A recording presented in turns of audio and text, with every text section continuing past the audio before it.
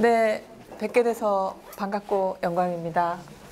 네, 저는 부산대 역사교육과에서 강의하고 있고 부산 여성영화제라는 작은 영화제도 운영하고 있는 센텀에는 살지 못하고 센텀 근처에 살고 있는 김정화라고 합니다. 반갑습니다.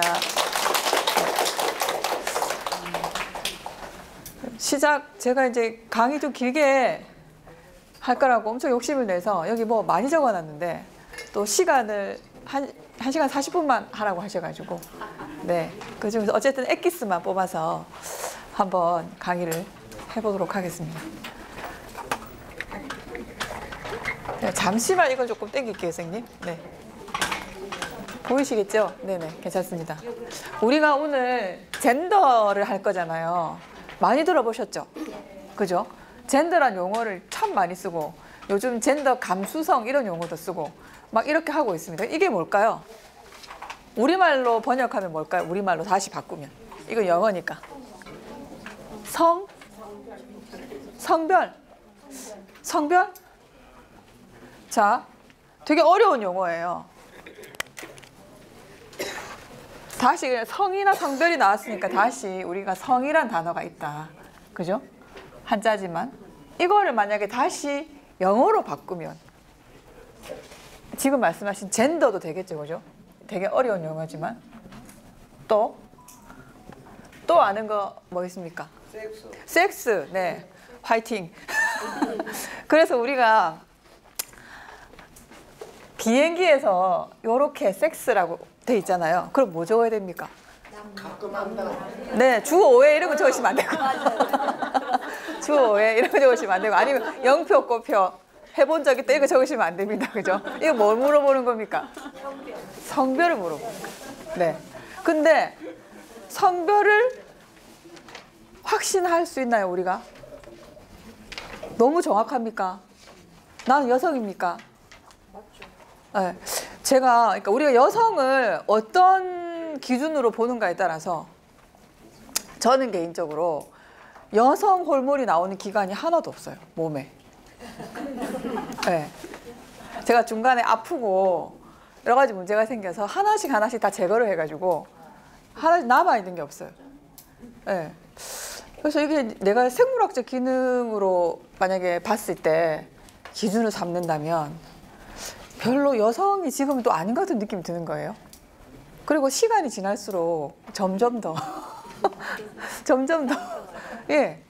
그리고 반대로 남성들은 또 거꾸로 시간이 지나면서 상당히 부드러워지는 면도 있습니다. 최근에 드라마를 보고 울고 있더군요. 같이 사는 남자가. 예. 그래서 가끔은 성별이라는 게 되게 이제 말하자면 우리 삶에서 생애 주기에 따라서 되게 유동하죠. 그죠? 우리는 성별에 대해서 굉장히 오랫동안 깊은 고정관념을 갖고 있습니다. 그리고 이게 매우 정확할 거라고 생각하고 안 정확한 사람들도 상당히 있거든요. 실은. 그러니까 우리가 뭐 동성애에 대해서 혐오하고 이런 마음이 있지만 타고나기를 그렇게 타고난 경우가 많아요. 우리가 말리기도 힘들어요. 네. 내 새끼만 아니면 좋겠다, 그죠? 네. 근데 이게 이제 TV에서 그런 얘기들이 나왔다가 내 문제로 탁 되면 이게 너무 어려운 문제가 돼버리는 거예요. 네. 근데 성별을 어쨌든 이렇게 유동하고 태어났을 때는 표도 거의 안 납니다. 그죠? 좀 키워봐야지 이제 표가 나고 저는 아이를 또 늦게 낳아서 제 아들이 지금 초등학교 6학년이에요. 오 마이 갓. 정말 언제 클지 모르겠어요. 그럴까요? 정말 다행입니다. 제가 42의 아들을 낳았어요. 네, 지금 제가 50이 넘었는데 아직도 아이가 중학생이 안 됐습니다. 이럴 수가 있습니까, 정말. 네.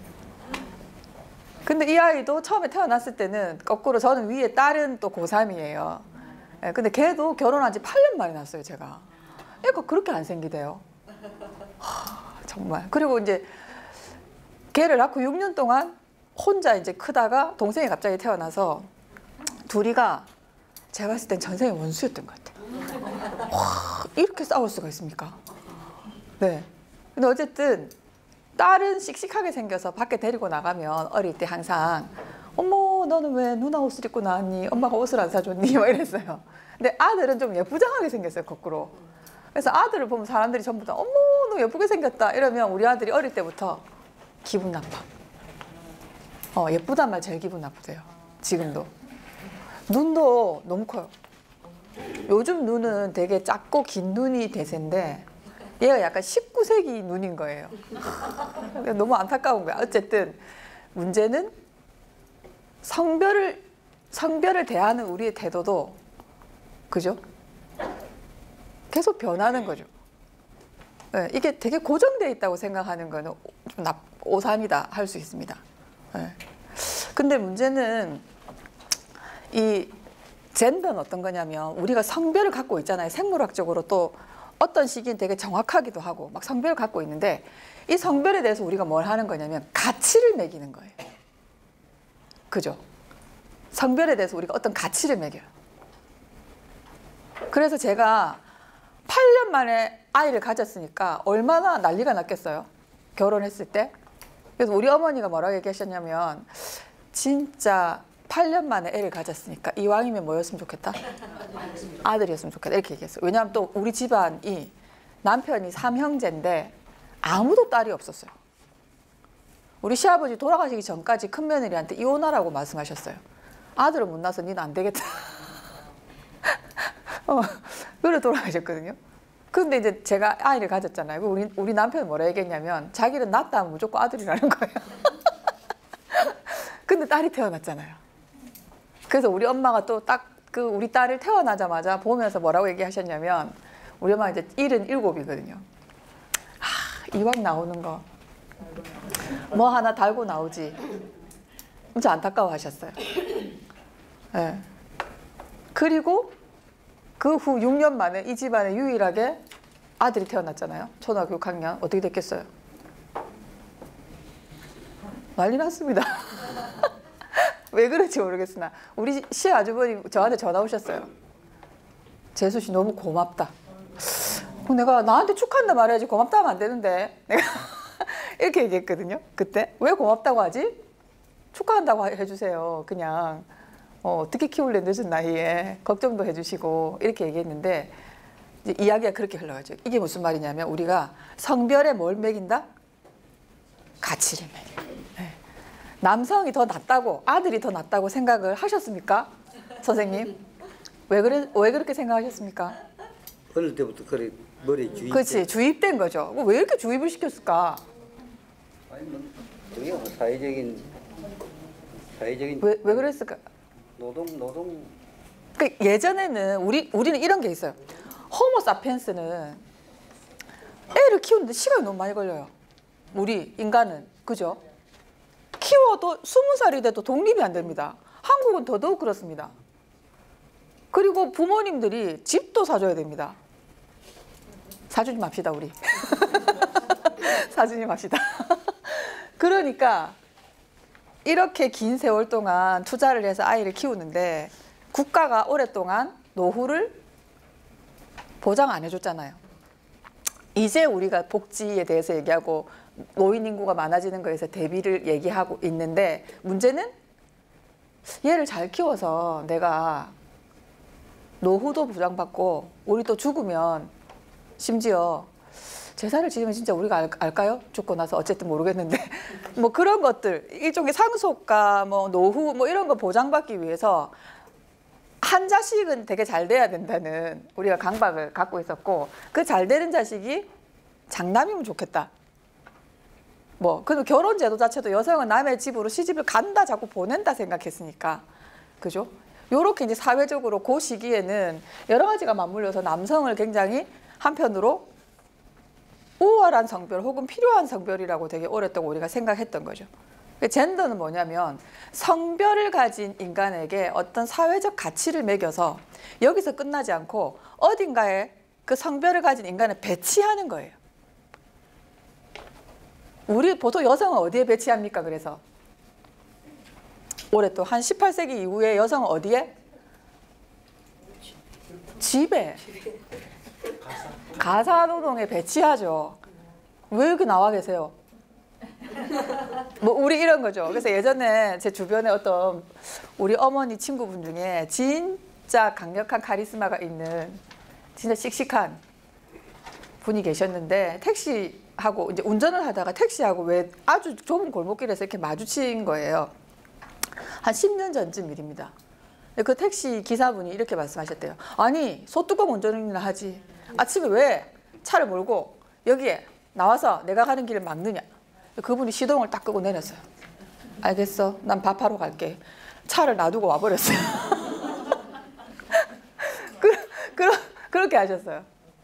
그래서 우리가 지금도 여성은 사실은 밖에 나와서 일을 하고 있어요. 그리고 아주 오랫동안 심지어 공사 영역이 그렇게 구분이 돼가지고 여자의 영역은 가정이라고 얘기했을 때도 가정에서 편하게 남편이 벌어오는 돈을 받아서 우아하게 살 수 있는 여성의 숫자는 많지 않았습니다.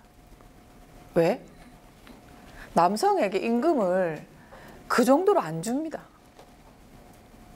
그러니까 우리가 가족 임금이라고 하는 게 실현된 거는 미국에서는 언제쯤이냐면 1950년대 전쟁 끝나고 굉장히 호황기였을 때 아버지가 혼자서 벌어서도 나머지 가족들을 부양하고 대학도 보낼 수 있을 정도. 심지어 80년대 혹시 어르신들 기억나십니까? 은행 이율이 몇 퍼센트? 네, 15% 넘었죠. 그죠? 그전에는. 네. 근데 사실은 그렇게 우아하게 남편을 기다리면서 혼자 그냥 집에서 청소하고 애 키우고 하면서 할 수 있는 여성은 전체 우리 100% 여성 만약에 중에 상위 한 5%에서 10%. 그래서 제 어릴 때도 생각해보면 엄마들이 집에서 다 뭐합니까?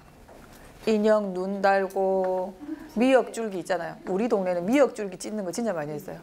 요 자꾸 이렇게 착 찢어가지고 미역줄기 찢고 부업을 엄청 하면서 이 가사를 다 병행하고 육아도 하고 뭐 이랬던 거죠. 남성들도 마찬가지예요. 남성은 그럼 편했냐? 보통 우리가 젠더 얘기할 때 남성과 여성의 평등이 이루어지지 않아서 남성이 너무 많은 권리를 갖고 있다. 보통 이렇게 우리가 생각하고 그래서 지금 우리가 조금 여성에게 권리를 더 많이 줘야 된다. 이렇게 얘기하는데 솔직히 남성은 우리 사회에서 젠더 때문에 훨씬 기대를 많이 받는 부분이 있어요. 이 정도 남자면 이 정도는 해야지 이런 거 있잖아요. 특히 우리나라 뭐 있습니까? 두 가지가 있어요. 군대. 국가를 위해서 목숨 바쳐야지. 군대 하나 하고 또 하나는 튼튼한 부양자. 그래서 이런 거 있잖아요. 남자가 놀면 되나? 아니 택시 운전을 해서라도 뭐 아니면 노동판에 가서라도 가족을 먹여 살려야지. 남자 놀면 되나? 그러니까 이런 이데올로기죠. 즉 남성이라는 성별에 우리가 기대하는 젠더도 분명히 있습니다. 그리고 이게 가볍지 않습니다. 그죠? 자, 젠더는 이거 다시 갈게요. 자, 그래서 젠더는 성별에 부과된 가치. 근데 그 성별을 지닌 인간, 신체를 지닌 인간을 그 가치에 따라서 다른 장소에, 다른 권력에, 다른 위치에 배치하는 것. 그럼 이게 이제 우리가 한 가지 되게 이런 얘기를 할 때 우리가 제일 기억해낼 게 뭐냐? 원래 그런 건 없다는 거예요. 오늘 말씀드릴 주제. 그러니까 이거 있잖아요. 우리 딸을 낳았는데 엄마가 뭐 하나라도 달고 낳았어야 되는데 안타깝다 라고 생각하는 그 관념이 지금은 어때요? 달라졌어요. 지금 많이 바뀌었습니다. 그래서 설문조사 해보면 만약에 아이를 한 명만 낳고 싶습니까? 그럼 어떤 성별을 원합니까? 이러면 뭐라고 대답합니까? 대부분 딸이 많아요. 딸이요. 이유가 뭘까요? 딸이 잘해요. 그 딸마다 다릅니다. 딸마다 다릅니다. 제가 또 딸인데 딸마다 다르고요. 네. 그렇죠. 그리고 이제 이전에는 우리가 또 여아를 성간별을 해서 또 임신 중단을 많이 했잖아요. 네. 되게 모자랐어요. 숫자가. 특히 1990년 이럴 때 백말띠해 아세요? 90년이 백말띠예요. 말띠가 왜 띠가 색깔이 있는지 모르겠는데 백말띠예요. 특히 백말띠 여자아이는 태어나면 어떻다? 드세다. 팔자가 사납다. 그래서 진짜 성감별을 해서 아이를 많이 임신 중단했어요. 그래서 특히 대구, 경북 죄송합니다. 그쪽 지역에는 셋째 아이 비율 자연 상태로 두면 여성과 남성은 비율이 항상 100대 104 정도 됩니다. 누가 더 많아요? 남자가 더 많아요. 네. 근데 대구, 경북 지역이 1990년대 초에 그런 시기에 둘째, 셋째로 내려가면 셋째는 어느 정도로 벌어지냐면 100대 300이에요. 그러니까 무슨 소리예요? 셋째를 낳는데 내가 여자애는 낳지 않겠다는 거지. 그래서 많이 죽였어요. 그러니까 나중에 이 사람들이 자라가지고 20살 넘어서 그 결혼 연령이 됐을 때 어떻게 됩니까? 짝이 없는 거예요. 우리가 젠더를 이런 식으로 정책을 하고 바라봤기 때문에 결국 우리가 여기에 대해서 책임을 지는 상황에 처한 거죠. 그래서 이주 여성들하고 결혼할 수밖에 없었어요. 많은 남성들이. 뭐 그게 나쁘다는 건 아니고 그런 근시안적인 정책을 했기 때문에 결과가 이렇게 된 거라고 볼 수 있습니다. 근데 그 안에 뭐가 있다? 젠더에 대한 편견. 그죠? 있었다. 근데 이 젠더에 대한 편견, 이거 편견이라는 거죠. 근데 이거는 시간에 따라서 세월이 지나면서 계속 바뀌었다. 이게 이제 중요한 거예요. 우리가 이제 고정관념을 갖지 말자는 게 오늘의 수업의 굉장히 중요한 포인트라고 보시면 되겠습니다. 제가 도입하면서 이렇게 길게 말씀을 드렸습니다. 네. 그래서 보니까 요거는 2009년 독일의 홀레펠스 동굴이라는 아주 오래된 구석기 동굴에서 나온 심지어 매머드 상아로 깎아서 만든 조그만 조각상이에요. 근데 5cm밖에 안 돼요. 근데 얼굴은 없어요. 가슴과 몸밖에 없어요. 저렇게. 그리고 되게 과장돼 있어요. 가슴이. 그죠? 더 내려가 보겠습니다. 이거 되게 혹시 학교 다닐 때 책에 많이 나왔어요. 빌렌도르프 비네스라고. 얘는 한 10cm, 11cm 정도 되는데 이것도 역시 후기 구석기 시대. 가슴, 엉덩이, 배꼽 뭐 이렇게 되게 강조되어 있고 얼굴을 생략했어요. 보세요. 얼굴은 아까는 얼굴이 아예 달려있지도 않았죠. 얼굴이 있는데 지금 눈, 코, 입을 안 새겼어요. 그럼 위에 모자를 새긴 걸 보면 기술이 없었던 건 아닌 것 같아요. 눈, 코, 입을 새길 수도 있었어. 기술이 없었는 건 아닌데 저렇게 만들었어. 그리고 크기도 다 작아요.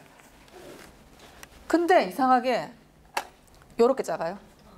귀엽죠? 네.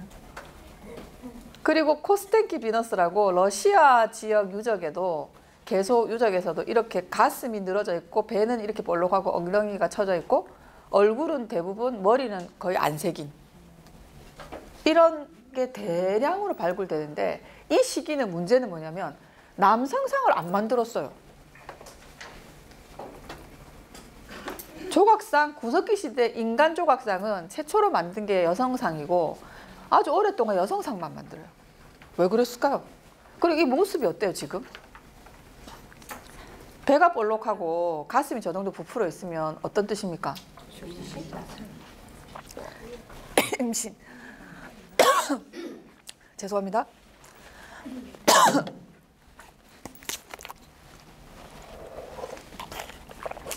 임신했죠.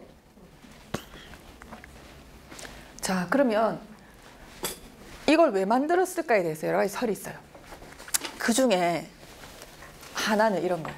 자, 작은 초소형 휴대용 조각상. 분명히 들고 다녔을 거다. 이거는 일종의 부적이라 볼 수 있다. 그러면 무언가를 기원하는 부적일까요? 네, 그렇죠? 아이를 잘 낳게 해주세요. 뭐 많이 낳게 해주세요. 근데 아이 낳는 게 또 위험하잖아요. 그런 방지, 중간에 아이가 죽거나 하여튼 그 출산과 관련된 금기 혹은 뭐 두려움 이런 것들을 조금 해결하기 위해서 들고 다녔다. 임신한 여자가. 이렇게 볼 수 있고요. 이 설도 되게 지지를 많이 받습니다. 근데 또 하나는 왜 여자만 이렇게 여자 몸만 만들었을까? 그래서 이 시대가 분명히 어떤 종교적인 사회였다면, 그죠? 우리는 되게 종교적인 사람들이잖아요. 예. 그죠? 죽음이 요새 천국보다 아름다운 어제 마지막 해 보셨습니까? 예. 23번이나 그 남편과 계속 환생해서 부부의 연을 이어갔던. 끔찍하다 이렇게 말씀하신 거 아니죠? 그러면 안 돼. 그래서 하여튼 그런 내용으로 마지막에 마무리가 됐는데 문제는 우리가 그렇죠. 호모사피엔스는 다른 그 호모족들, 다른 인류들에 비하면 상당히 더 정신적 영역이 발달했다고 볼 수 있는데, 이 시대 때 만약에 종교나 신앙이 있었다면 그거는 굉장히 애니미즘이라고 해서, 왜 만물의 정령이 깃들어 있다라든가, 뭐 아니면 토테미즘이라고 해서 누구를 숭배합니까? 동물을 숭배하죠. 그래서 우리는 누구의 다 아들 딸입니까? 곰 숭배. 그러니까 곰 숭배는 여러 지역에서 다 나와요. 우리만 있는 게 아니에요.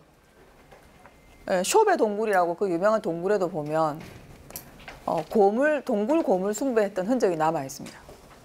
전 세계적인 현상이라고 볼 수 있는데, 이거는 어쨌든 문제는, 그렇다면 여자가 아이를 낳는 능력을 굉장히 높이 평가했, 혹은 중요하게 생각했을 가능성이 있다 없다?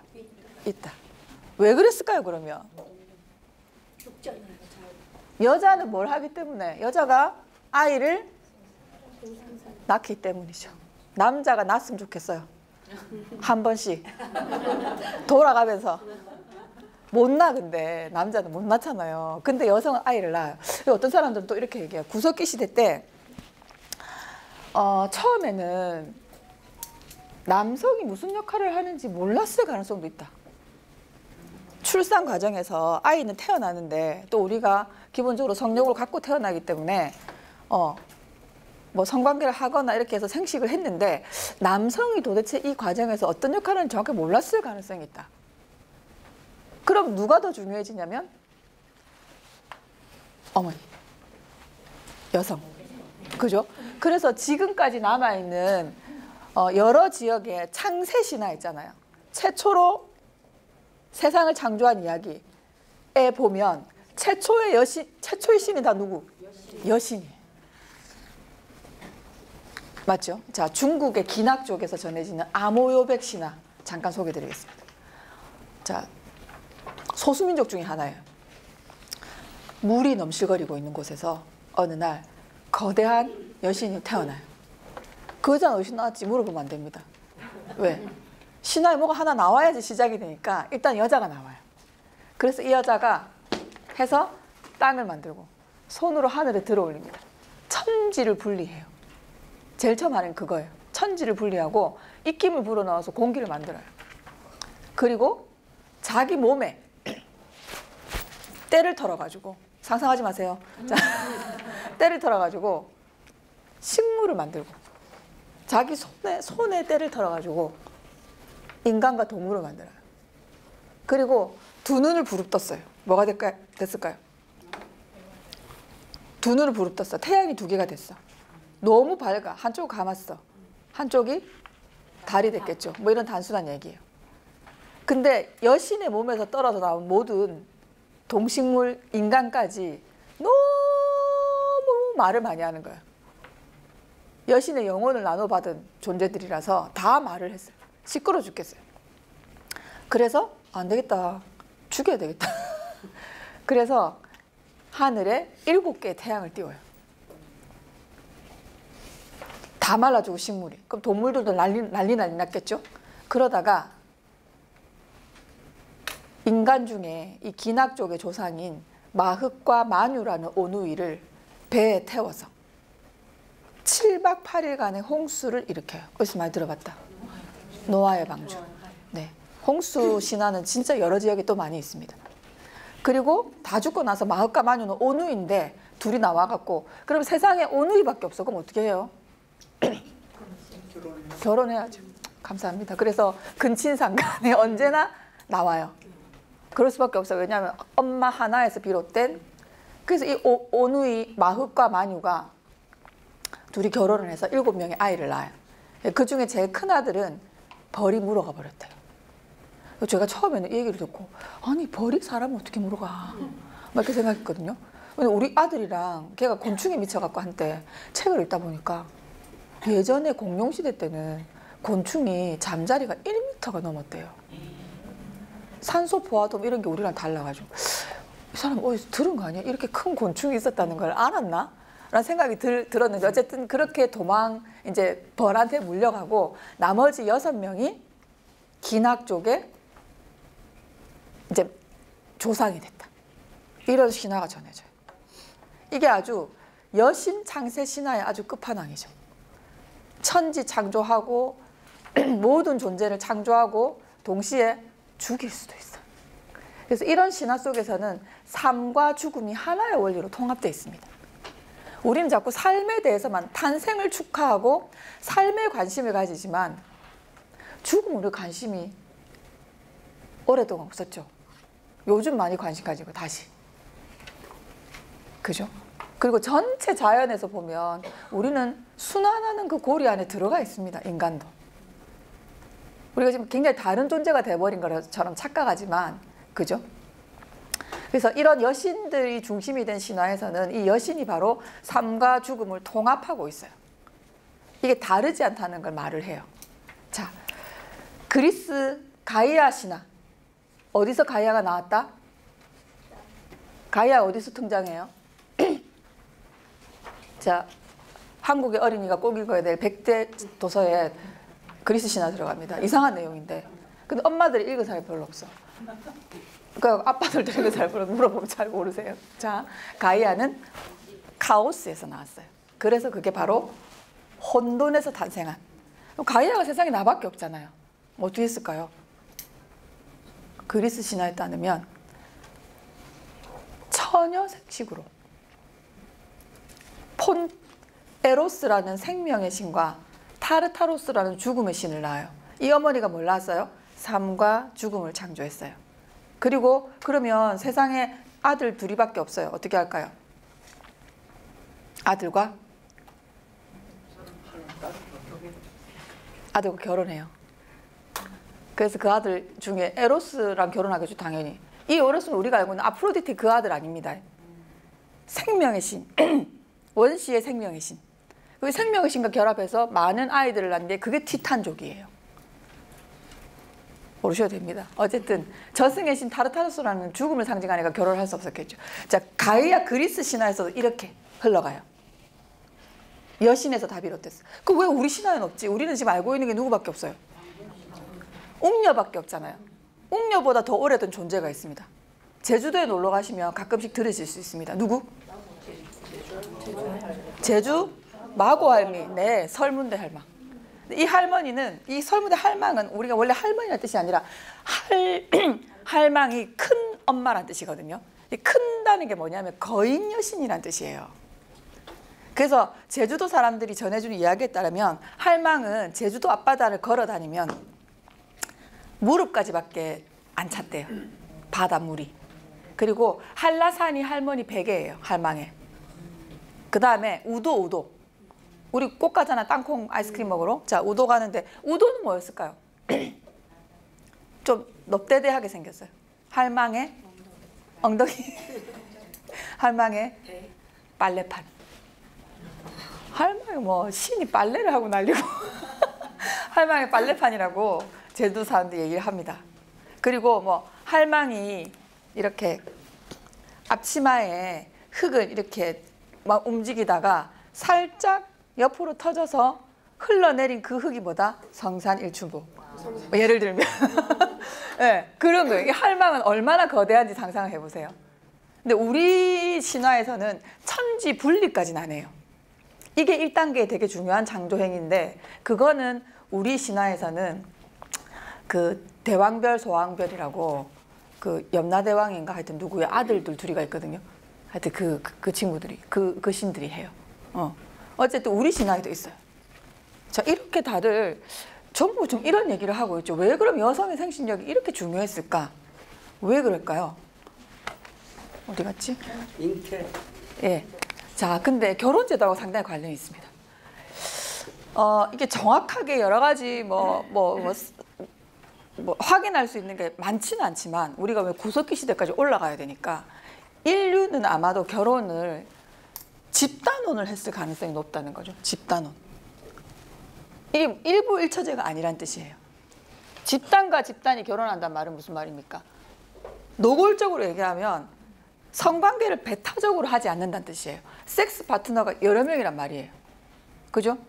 자, 그런데 아이가 태어나요? 그죠? 이 아이는 누구의 아이입니까?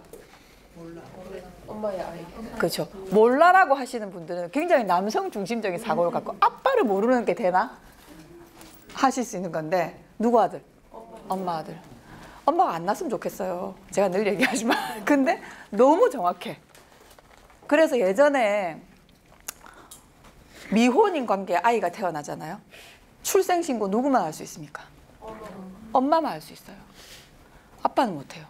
근데 한 몇 년 전에 어떤 사건이 있었냐면 결혼 전에 아기가 태어나서 아기를 낳았는데 엄마가 도망가 버린 거예요. 사라진 거예요. 근데 아빠가 혼자 이 아이를 키워야 되는데 일주일 후에 군대를 가야 돼. 극적이다 상황이 그죠. 근데 아빠는 출생신고를 못해요. 이게 정식 결혼 관계가 아니면 이 아이가 이 아빠의 아들인지 아닌지 모르잖아요. 뭐 소송을 해서 뭐 어떻게 뭐 해야 되는데 이 친구는 지금 일주일 있다 군대를 가야 돼. 어떻게 하죠? 사랑의 교회에 갖다 줬어요. 사랑의 교회만 할 때 있잖아, 그 박스, 베이비 박스에 넣었어요. 구구절절이 너무 가슴 아프게 편지를 썼어요. 군대 입대하기 직전에 이 아버지가. 그래서 그때 우리가 무슨 얘기를 했냐면 아이가 태어나면 아이를 기준으로 출생신고해야 된다. 아이 등록제. 이렇게 바꾸자고 그때 많이 얘기를 했었거든요. 무슨 얘기냐면 엄마 아이입니다. 그죠? 자, 근데 시간이 지나면서 점점 인간의 성관계를 할 수 있는 범위에 점점 뭐가 생겨요? 금기가 생겨요. 즉 엄마 세대, 아들 세대, 세대 간 성관계는 안 된다. 그 다음에 나중에 점점 시간이 지나면 같은 어머니를 공유한 푸날로아라는 그 있거든요. 형제들.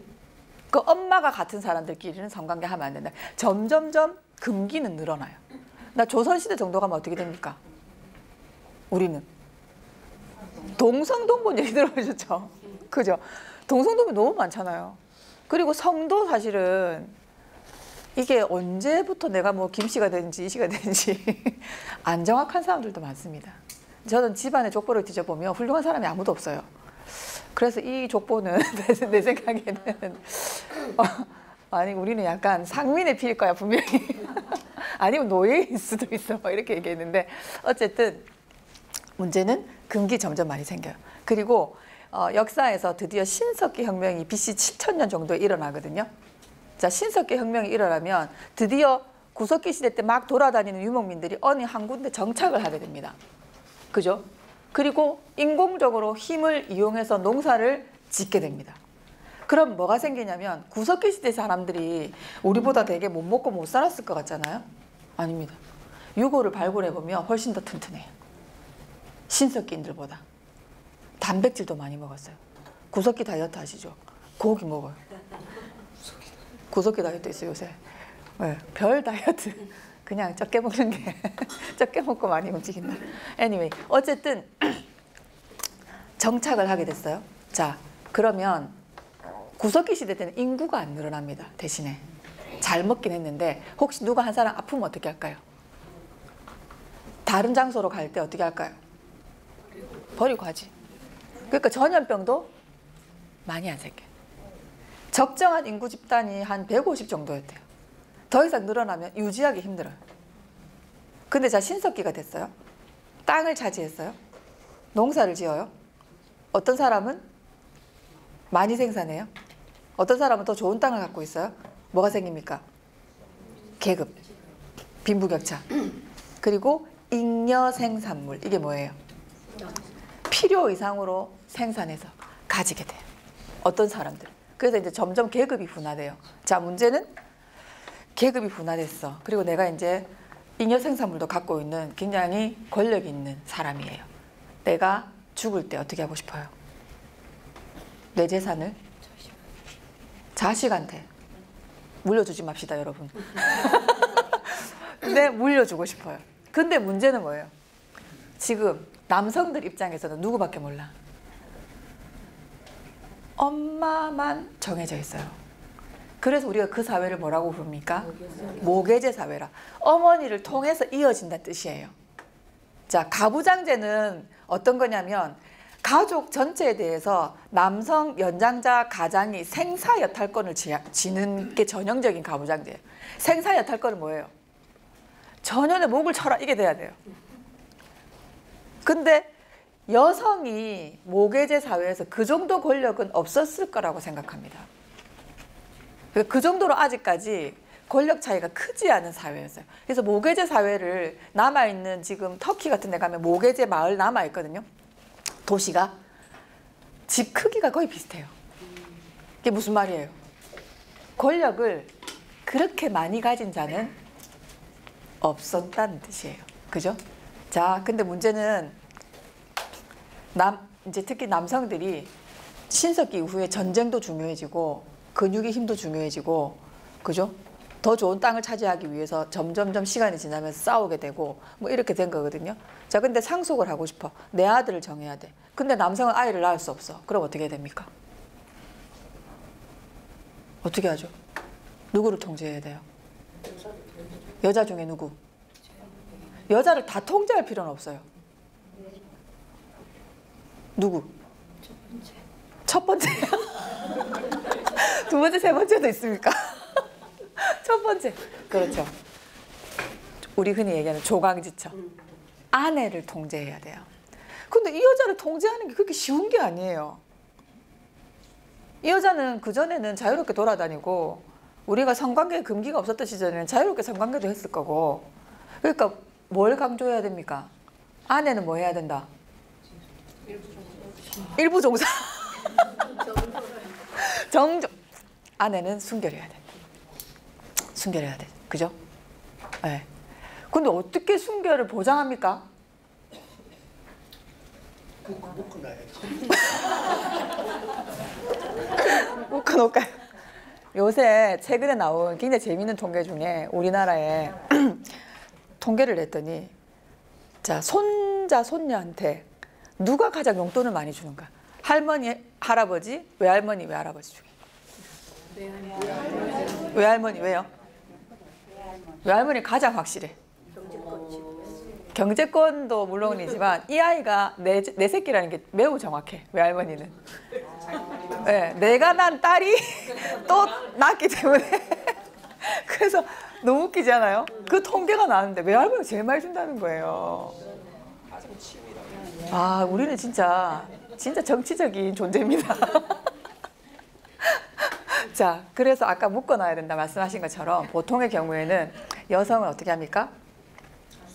베일을 씌웁니다. 결혼할 때. 이 여자는 결혼한 여자야. 주인이 있는 여자야. 정해놓죠. 그죠? 거꾸로 못 쓰게 하는 여자도 있어요. 보통 우리가 공개된 여자, 퍼블릭 우먼이라고 부르는 뭐 성매매 여성이나 노예, 첩, 정식 결혼 관계가 아닌 여성들은 오히려 베일을 쓰면 처벌받습니다. 조선시대 때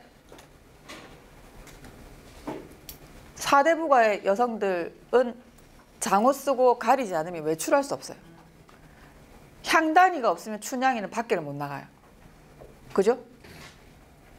근데 오히려 기생 이런 여성들은 어떻게 합니까? 얼굴을 다 내놓고 의상도 다르죠. 네. 그렇게 구분합니다. 근데 이렇게 해도 너무나 안심이 안 돼. 왜? 남성은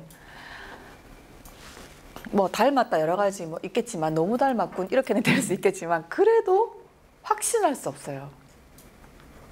여성이 진짜 낳은 이 아이가, 그래서 중국 사마천의 사기 있잖아요. 보면 어떤 내용이 있냐면 어떤 한 종족에서는 첫째 아들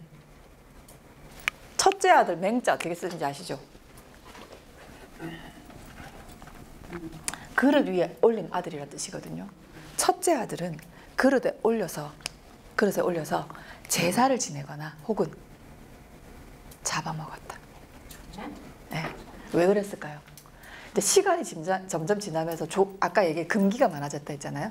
그래서 족내혼을 안 하고 족외혼을 하면 보통 약탈혼을 해요. 여자를 전쟁에서 뺏어오거나 끌고 와요. 그런 풍속을 가진 집단이 있거든요. 근데 문제는 이 여자가 난 첫 번째 아들은 내 아들이 아닐 가능성이 매우 높다. 그러니까 언제부터? 차자 상속. 그래서 중국의 어떤 지역에서는 둘째가 상속하는 경우도 있어요. 오래전에. 그죠? 자, 보세요. 지금도 예멘 같은 지역에 가면 9살짜리 시집 보냅니다. 유명한 사건 중에 누주드라는 아이가 예멘에서 30살 남자한테 시집 갔어요. 어쩌노 진짜. 아버지가 너무 가난해요. 그래서 예멘은 어떻게 하냐면 딸을 보내잖아요. 브라이드 프라이스라고 신부값을 아버지가 받아요. 그럼 가난한 아버지 같은 경우에는 그래도 좀 돈이 있는 남자한테 딸을 보내죠. 9살이면 초등학교 2학년 아기예요. 아직. 그래서 아버지가 보낼 때 이렇게 얘기했어요. 이 애가 너무 어리다. 그래서 조금 클 때까지 기다려주면 좋겠다. 근데 남편이 듣지 않았어. 그래서 9살짜리한테 성관계를 요구하니까 얘가 너무 깜짝 놀라가지고 집을 나온 거예요. 그래서 아버지한테 돌아가가지고 나 못 살겠어요. 무서워서. 제발 나 이혼하게 해주세요. 근데 예멘에서 뭐라 얘기했냐면 지금 최근에 있었던 사건입니다. 10년 안에. 예멘의 여성은 노라고 할 수 없다. 네 정해졌으니까 그냥 가서 살아야 돼. 얘가 근데 되게 똑똑한 애였던 것 같아. 법원에 찾아가요. 그냥 이렇게. 아무것도 모르고. 근데 법원에 서 있었어. 지나가던 판사랑 변호사가 마침 딸이 있는 아버지들이었는데 물어봤어. 너 여기 왜 왔니? 제가 이혼하러 왔는데요. 얘가 소송을 해서 이혼을 했어요. 전 세계에 완전 보도되고 나 누주드 10살 이혼녀라는 제목의 책도 나와 있습니다. 문제는 행복했을까? 굉장히 왕따 많이 당했대요. 니 때문에 우리가 지금 전 세계로 그냥 이 문제가 다 알려지고 우리 집안이 진짜 먹칠을 했구나. 그러니까 이런 관점을 여전히 갖고 있습니다. 자, 서양의 민담에 보면 짧게 하라고 하시니까 제가 별로 안 보겠습니다. 서양의 민담에 보면 14살에 항상 사단이 생겨요. 여자아이들이. 자, 잠자는 숲속의 미녀 14살에 바늘에 물레가락 바늘에 찔려갖고 피를 흘립니다. 100년 동안 잠들어요. 피가 뭘 상징할까요? 당연히 월경을 상징하겠죠. 그러니까 뭐야, 월경을 시작한 여자는 100년 정도 묶어놓자. 가둬놓자. 네, 이런 이데올로기를 사실 담고 있습니다. 그죠? 근데 문제는 이렇게 하는 과정에서 이제 일부 일처제로 변했어요. 그래서 정조나 순결관념을 잘 지키지 않는 여성들은 보통 이런 경우에 뭐 불륜을 일으키거나 이러면 함무라비 법전에 보면 어떻게 합니까? 물에 빠뜨려 죽인다. 사형에 처해요. 그럼 남성이 똑같은 죄를 지었을 때 처벌 규정이 있나?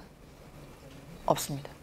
남자는 언제 벌을 받냐면 남성은 배우자가 있는 여성과 불륜을 저질렀는데 그 배우자에게 재산상의 침해를 했다는 이유. 여기에 책임을 져요. 네. 그리고 남성들은 어떤 의미에서는 마르크스 친구 엥겔스가 그런 얘기했어요. 단 한 번도 인류 역사상 제대로 된 의미의 일부 일처제는 없었다. 왜?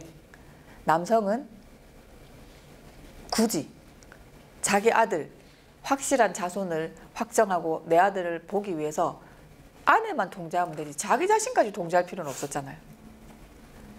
그죠? 그래서 우리가 노예 여성, 첩 아니면 성매매 여성 같은 다양한 순결하지 않은 여자, 군에 여성을 넣어놓고 이 여성도 관계를 했기 때문에 남성은 단 한 번도 제대로 된 의미의 일부 일처제를 한 적은 없었다라고 엥겔스가 이게 제 얘기가 아닙니다. 그리고 뭐 일부 일처제를 꼭 해야 될 필요는 또 없습니다. 그죠? 그거는 알아서 선택할 문제이긴 한데 어쨌든 이런 식으로 여성의 성을 통제, 여성의 성 중에 뭘 통제했어요? 생식력. 자, 이 시대 때는 여성의 생식력이 굉장히 중요하게 봤던 거죠. 그죠? 그래서 이 여자가 누구의 아이를 낳는가가 중요한 게 아니라 우리 부족을 위해서는 튼튼한 아이를 낳아주기를 되게 바라고 기도하고 숭배하고 부족도 만들고 조각상도 만들고 바위에도 새겨놓고 했던 거예요. 근데 이 시대 때는 아예 아직까지 정조나 순결이라는 관념도 없었던 거예요. 그죠? 네. 이걸 우리가 좀 이해하는 게 되게 중요하고요. 거꾸로. 네. 많이 있습니다. 네. 그리고 뭐 좀 문화에 관심이 많으신 분들이니까 잠깐 얘기하자면 저 조각상을 미술학자들은 그런 얘기합니다. 여성이 만들었을 가능성이 높다. 본인이. 부적으로. 특히 임신한 여자가 자기의 몸을 아래로 내려다보고 그래서 되게 왜곡이 심해요. 위쪽이 지금 부풀어 있거든요. 그 다음에 요 유명한 술라웨시 마로스 동굴이나 루방레이지 살레이 동굴, 인도네시아 동굴에 보면 구석기 벽화 그림 속에 이렇게 손도장을 찍어놨어요. 입에 물감을 물고 손을 바위 벽면에 대고 불어가지고. 예. 요 방법으로 손을 많이 찍어놨거든요. 근데 학자들이 분석을 해보니까 대부분 여자의 손이에요. 네, 대부분 여자의 손이에요. 예쁘죠? 무슨 얘기냐? 이 벽화를 그리는 행위가 굉장히 종교적이고 주술적이고 중요한 행위였을 건데 이거를 할 때 구석기 시대 때 여성이 정확하게 뭘 했는지 모르지만 분명히 역할을 했다는 거. 그죠? 그리고 그 유명한 발에 연한 일본, 지금 중국이 다 자꾸 자기들 거라고 주장하는 요녕성 홍산 문화, 신석기 문화거든요. 네. 여기 유적에서 출토된 여신 두상, 몸과 얼굴이 따로 떨어져 있었는데 이 눈에 옥이 박혀 있어요. 채색돼 있고. 그래서 여신을 숭배한 흔적이 남아 있습니다. 이 신석기 문화에서도. 근데 아까 초기에 제가 조각상 보여드렸을 때 얼굴 없었죠.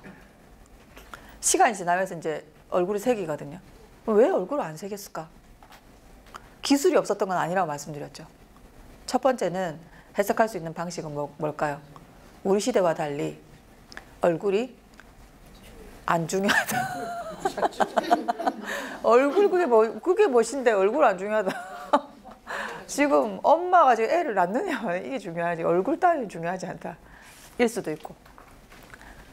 또 하나는 약간 이게 금기랑 관련돼서 어떤 학자는 그렇게 이 여자들이 전부 모자를 쓰고 있다. 비니. 그래서 지금 뭐 뉴기니나 이런 데 가면 원시 부족들 남아 있는데 그쪽 지역의 원주민들이 아기를 가졌을 때 여성이 구멍을 다 막는데요. 혹시 몸속에서 아기의 영혼을 빠져나갈까 봐. 또 나쁜 게 들어올까 봐. 그 일종의 약간 그런 식의 주술적 의미를 띠고 있을지도 모른다. 근데 지금 뉴기니의 부족들하고 35,000년 전에 후기 구석기 부족하고 같을 거라고 우리가 또 볼 수는 없잖아요. 자, 이런 여러 가지 논란을 차치하고 중요한 거는 여성이 이 사회에서 중요한 종교적 예술 활동을 할 때 주체였다. 그리고 우리가 빗살무늬 토기 같은 것도 빚어놓은 그 지문을 보면 여성 지문이 많이 남아있어요. 그 다음에 아까 조각상도 여자가 깎았을 가능성이 되게 높다. 그래서 우리가 알고 있는 남녀, 아까 얘기했죠. 젠더는 뭐라고? 다른 장소와 권력에 배치하는 거잖아요. 적어도 구석기 혹은 신석기까지도 이 시대 때는 뭐가 없었다? 그런 식의 우리가 흔히 얘기하는 성차별은 강하지 않았다. 이걸 되게 당연한 거라고 보면 안 되겠다. 이 말씀을 드리는 거고요. 근데 시간이 지나면서 점점 넘어가겠습니다. 아까 이게 그거예요. 신석기 시대 마을 복원한 건데요. 문이 없거든요. 차 타고 이동되는 문을 만드는 게 되게 기술이 어려웠나 봐요. 이게. 그래서 전부 천장에 이렇게 구멍이 있어요. 사다리로 연결돼 있고 남의 집에 가려면 천장을 밟고 가야 돼요. 근데 이 집들이 크기가 다 비슷해요. 단 하나 여신상이 나왔어요. 사자거든요. 사자를 마치 애완동물처럼 부려요. 아이를 낳는 장소에서 발견됐습니다. 신성한. 그리고 이 여신이 밑에 보면 아기를 낳고 있어요. 그래서 이 시대 때도 여전히 신성은 어떤 거다? 생식을 잘하는, 많이 낳는 능력. 자, 그래서 우리가 요거는 넘어가고 설문대 할망. 제주도 가면 많이 들어보셨죠? 할망한테 아들 몇 명인지 아세요? 할망이 아들 몇 명 낳았어요? 아들 500명. 네. 500장군 바위 그래서 남아 있습니다. 제주도 가면. 우리 신화에 보면 1000명 난 여자도 있어요. 녹족 부인이라고 그 1000명 난 여자도. 이 생식력을 상징하는 거예요. 이 시대 때 여신이라면 이 갖고 있는 생식력은 한 번 낳으면 아들 한 500명은 낳아야 되는 거예요. 그래서 우리가 그리스 신화에서 제우스 신화 있잖아요. 그 신들의 전쟁을 다 정리한 최고신 제우스가 항상 어떤 문제를 일으킵니까? 인간과 사이에 아들 낳고 신과 사이에 아들 낳고 정식 부인과 사이에도 계속 낳잖아요. 자, 그래서 제우스가 갖고 있는 이 생식력이 바로 제우스가 최고신이라는 걸 말해주는 증거이기도 합니다. 그래서 왜 제우스는 이러는 거야 도대체? 라고 우리가 물어볼 수 있는데, 근데 문제는 이 여신들이 다 사라졌어요. 지금 혹시 화명동에 가면 네. 어촌 민속관이라고 있는데 네네. 그 뒤에 가면 마고 할미의 상을 모셔놨어요. 그렇죠. 우리도 있어요. 경상도도 있어요. 안가닥 할매라고 있고, 뭐 저 위쪽 강원도도 노고 할매 이렇게 이름은 다른데 동네마다 다 마고 할매가 있습니다. 지리산 내는 노고단. 네네, 노고단에. 금정산 고당봉. 맞아요. 네. 근데 어쨌든 이 할미들이 흔적이 사라졌죠. 그리고 설문대 할망 이야기에서 보면 할망은 죽습니다. 아까 아들 500명이라 했잖아요. 그래서 500 아들을 먹이려고 큰 죽솥에다가 죽을 이렇게 끓이다가 죽솥에 빠져 죽어요. 네. 아들들이 돌아와 보니까 죽은 끓고 있는데 엄마가 없어. 그래서 이거를 퍼먹으려고 하다가 막내가 말려요. 이상한데 먹지 말자. 형들이 말을 안 들으니까 막내는 집을 나갔어요. 형들이 죽솥을 건지다가 엄마 뼈를 발견해요. 모두 다 깜짝 놀라서, 상상하지 마세요. 신화입니다. 자, 모두가 깜짝 놀라서 돌이 됐어요. 그래서 지금 영시 쪽에 가면 뭐가 있습니까? 제주도 500장군 바위 하나만 저 멀리 떨어져 있어요. 왜? 걔는 집 나가가지고 형들이 먹으려고 말리고 싸우다가. 그리고 또 이런 얘기도 있어요. 할망이 너무너무 거인 할망이잖아요. 제주도를 막 걸어 다니다가 물이 아무리 깊어도 무릎까지밖에 안 오는 거예요. 그래서 내가 진짜 한번 폭 빠져보고 싶은 걸 이러고 수소문을 해봤더니 사람들이 저 한라산 제일 위에 올라가면 못이 하나 있는데 거기는 좀 깊다던데요.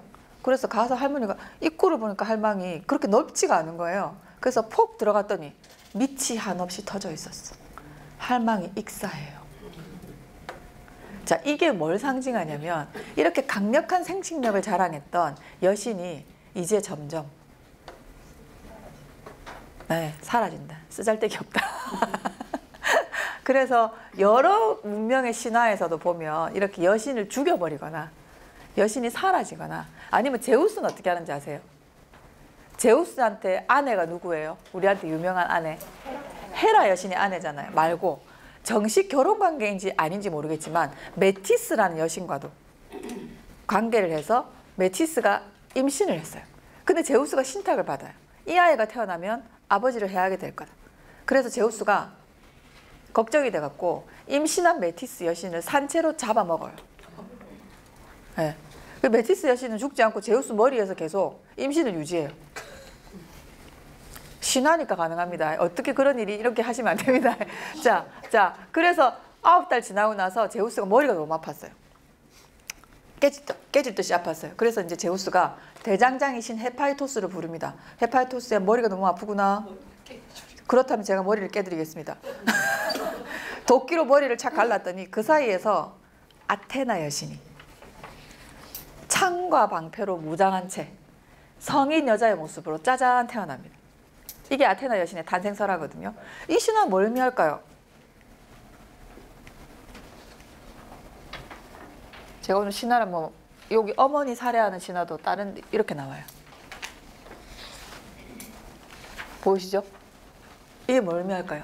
드디어 남신이 여신이 갖고 있는 창조력, 생식력을 접수했다. 흡수했다. 이걸 굉장히 상징적으로 보여주죠. 네. 그래서 흔적은 남아있어요. 제주도에 가도 표선리에 가면 그 배가 이렇게 출항하고 할 때 그 제사 지낼 때 누구한테 지내냐면 마고할미한테 지내요. 그래서 그 마고할미가 그쪽 지역에 당신으로 이렇게 변해가지고 흔적이 남아 있습니다. 완전히 잊히진 않습니다. 종교는 뿌리 뽑기가 그렇게 힘들기 때문에. 그래서 이건 아까 제가 결혼 제도가 점점 금기가 많이 생기면서 마지막 일부일처제로 바뀌면서 결국 남자의 혈통에 따라 정확한 자손을 인지하기 위해서 여성에게 엄격하게 정조를 요구하기 시작했다. 이런 변화는 이제 많은 학자들이 얘기하는 거고요. 한번 읽어보시면 되고요. 근데 아직도 모계제가 남아있어요. 중국에 가면 흔적이 남아있습니다. 인구 한 5만 정도의 중국 소수민족 중에 모서족이라는, 근데 모계사회인데 여성이 가장이고요. 농사도 여성이 전담합니다. 남자는 어디 사냐면 엄마 집에 살아요. 그리고 주혼이라고 해서 명절이나 특별한 날에 연애를 하면 서로 막 춤추고 고해를 하다가 이제 여성이 남성을 선택하거든요. 뭐 선택받은 남자들은 그날 밤에 정식 문으로 통과하지 않고 담을 넘어서 그 집에 들어가요. 허락을 받으면 문을 열어줘요. 그리고 뭐 사랑을 나누고 관계를 하고 새벽에 집에 가요. 아이가 태어나잖아요. 그 아이는 그 여성의 집에서, 엄마의 집에서만 자랍니다. 그럼 남성들은 거의 또 일도 안 해요. 일도 안 하고 어떻게 하냐면 자기 여자 형제가 낳은 아이들 있잖아요. 걔들 업고 봐요. 여기 나와요. 클릭하시면. 남자들 거의 일 안 해요. 요즘 많이 바뀌고 있다고 하긴 하는데. 그래서 그런 거예요. 보세요. 부계제 사회로 바뀌고 가부장제 사회로 바뀌면서 어떤 점이 또 달라졌냐면 남성이 강력한 부양의 책임을 지게 됐습니다. 그죠? 내 아들이 누군지 확인하는 순간 내가 아들을 먹여 살려야 돼요. 그래서 제가 가끔 학생들 물어봅니다. 아들은 누군지 모르지만 일을 안 해도 돼. 어떤 것 같아? 그죠? 요거 클릭해서 보면 좋은데. 근데 우리가 이제 남성과 여성의 관계를 이렇게 조직하는 방식 있잖아요. 이것도 우리가 부부 중심의, 이성의 중심의 관계가 굉장히 정상적일 거라고 생각하잖아요. 그죠? 이게 되게 당연한 거고. 근데 역사를 쭉 보면 그렇지 않은 세계도 되게 많았어요. 그 중에 하나가 그리스 소년회예요. 이 그림 속에 한번 보세요. 특히 BC 6세기 전후로 해서 그리스에서 미혼인 성인 남성, 20살에서 30살 정도 되는 미혼의 성인 남성과 사춘기 13살에서 18살 사이에 어린 소년 사이의 연애관계가 엄청 성행했어요. 자, 그래서 보시면 수염 있는 쪽이 누굴까요? 성인 남성. 이쪽이 청소년이에요. 손의 위치를 보시면 이 관계는 굉장히 육체적 관계이기도 했습니다. 그래서 소크라테스가 그렇게 말씀하셨어요. 사랑은 뭐다? 되도록이면 성관계를 배제한 플라토닉 러브. 그래서 실제로 플라토닉 러브란 말은 남성과 남성의 관계를 말할 때 나온 거예요. 자, 그래서 이 관계를 파이데라스티아라고 하는데 그리스에서는 특히 귀족 사회가 아직 이제 민주 사회가 완전히 시작되지 않았을 때 귀족 사회에서 이 귀족 사회의 일종의 제도라고 볼 수 있어요. 특히 청소년을 교육하는 제도라고 볼 수 있어요. 그래서 청소년한테 용기, 성인이 되려면 이 정도 용감해야지. 그리고 폴리스를 위해서 목숨 바칠 수 있어야지. 그거를 성인이 후원하는 거예요. 그런 방식으로 교육제도 안에. 그래서 이제 나중에 군대에 갈 때도 뭐 스파르타 같은 경우는 마찬가지, 테베도 마찬가지고 짝을 지어서 가요. 성인 남성과 소년이 서로 같이 사랑은 세상에서 가장 강력한 무기잖아. 뭐 이러면서 뭐 이러면서 이제 같이 출전도 시키고 하는 그런 제도를 유지했습니다. 그래서 내가 좀 지쳐 있는 집안에 굉장히 좀 괜찮은 몸도 마음도 튼튼한 사춘기 소년인데 나를 사랑하는 성인 남자가 없으면 굉장히 부끄러워했대요. 이상합니까? 네, 이상합니다. 우리 눈으로 봤을 때는. 그래서 사실은 뭐 그리스 철학자 우리가 알고 있는 소크라테스도 알키비아데스라고 당대 진짜 잘생겼던 남자를 그렇게 따라다녔대요. 이거를 인위적인 동성애가 가능했다는 이야기. 가능했죠. 그러니까 동성애는 우리는 지금은 이제 어떤 관점을 갖고 있냐면 태어나면 그 기질을 가지고 태어난다고, 그렇죠? 보는 거죠. 이거는 굉장히 사회적인 말하자면 게이 섹슈얼리즘이라 볼 수 있어요. 네. 이건 가능하냐? 그렇죠. 왜 이런 거 있잖아요. 우리 어릴 때 제가 여학교를 다녔는데 우리 여학교 다닐 때 이상하게 좀 남자 같은 여자애들 있잖아요. 학교에 자꾸 기타를 메고 와요. 기타 수업도 없는데 걔는 가방 대신 기타를 메고 와요, 학교에.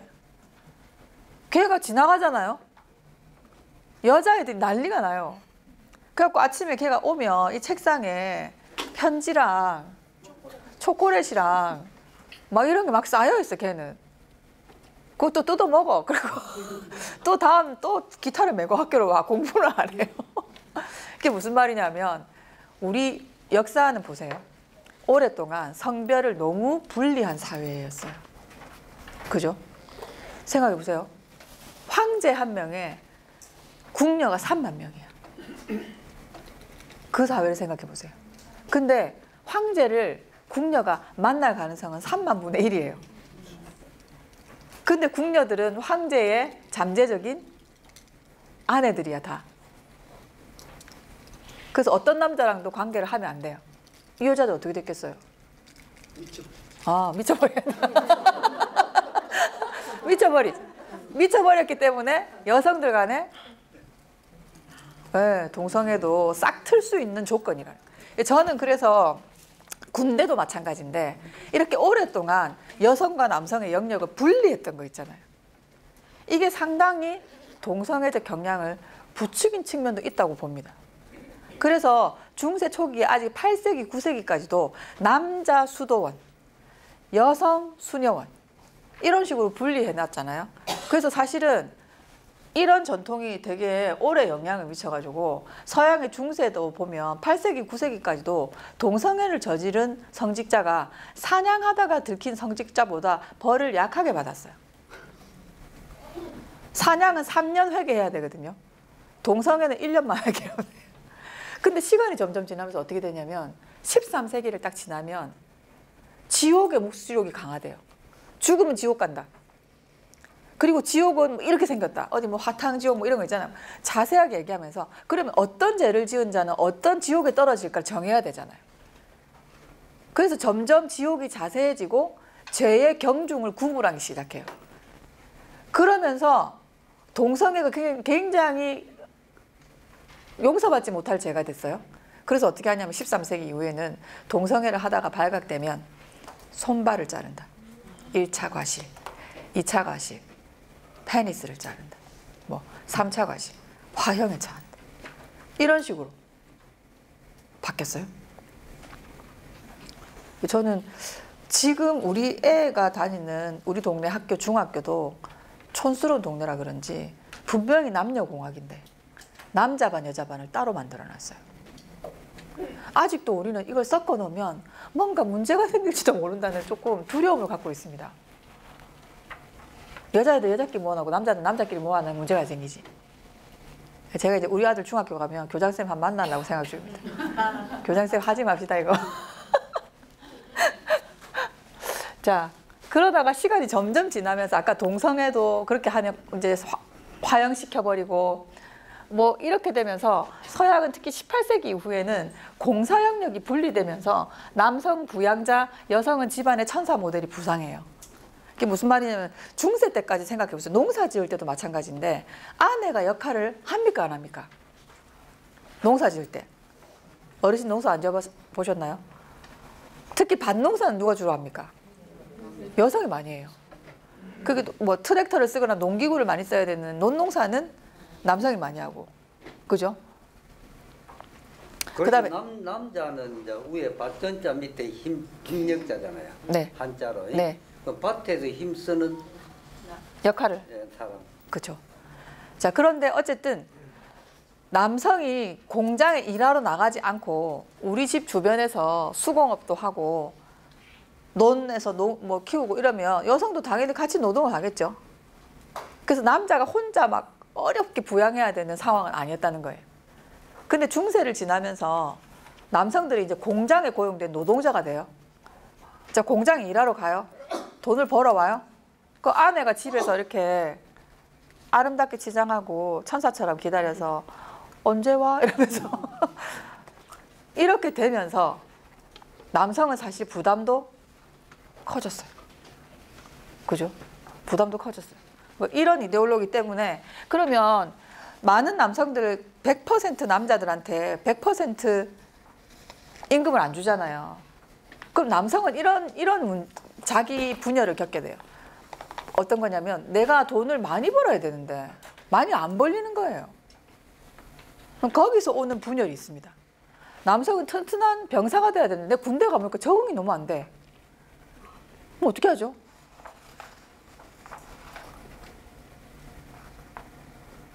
근데 용서가 안 돼. 유승준이 아직도 한국에 못 들어와요. 그죠?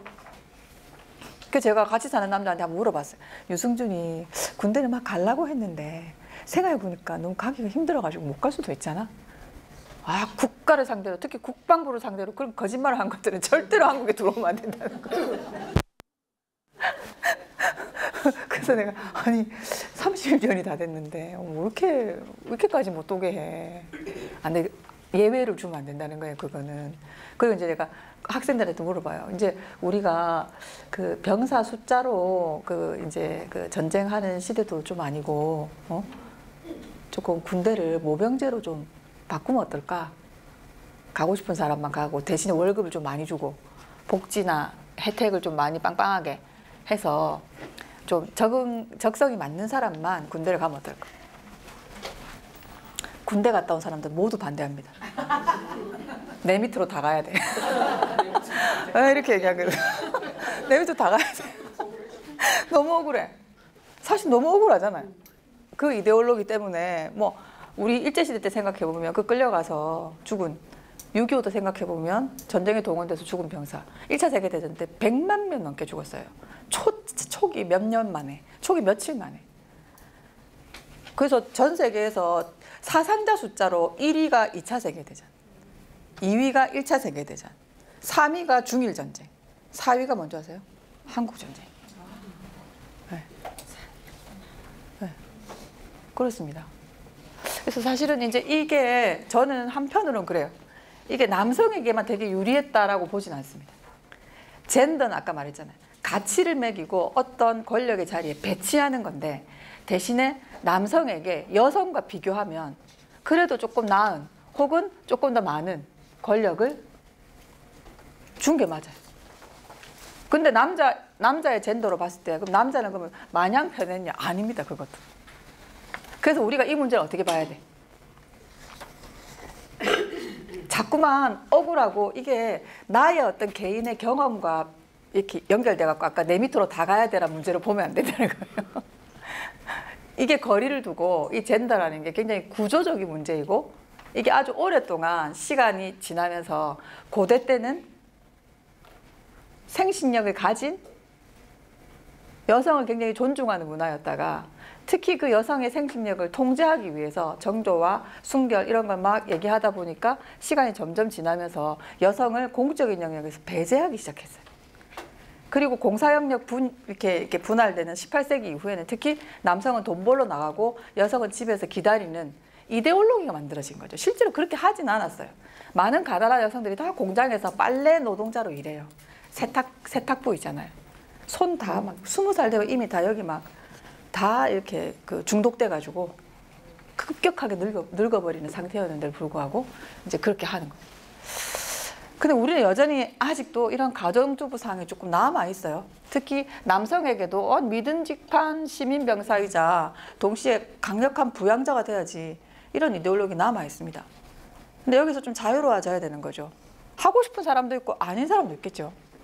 그죠? 남자는 이래야 돼. 우리가 여자는 이래야 돼. 그래서 우리가 다시 돌아가서 젠더를 얘기할 때 그 젠더란 뜻은 뭐냐고 얘기하면 보통 성역할이라고 말하기도 해요. 그죠? 어떤 성별에 우리가 기대하는 역할. 그 어릴 때 많이 들어보셨죠? 요즘은 좀 그런 말 덜 합니다. 학교에서 교육도 받고. 이런 거 있잖아. 어머, 너 여자애가 왜 이렇게. 77만니. 라든가. 남자가 우나? 그래서 왜 고속도로 휴게소에 가면 옛날에 그 화장실에 그런 게 적혀 있었대요. 남자 화장실에. 남자가 흘리지 말아야 할 것은 눈물만이 아니다. 그런 거를 어릴 때부터.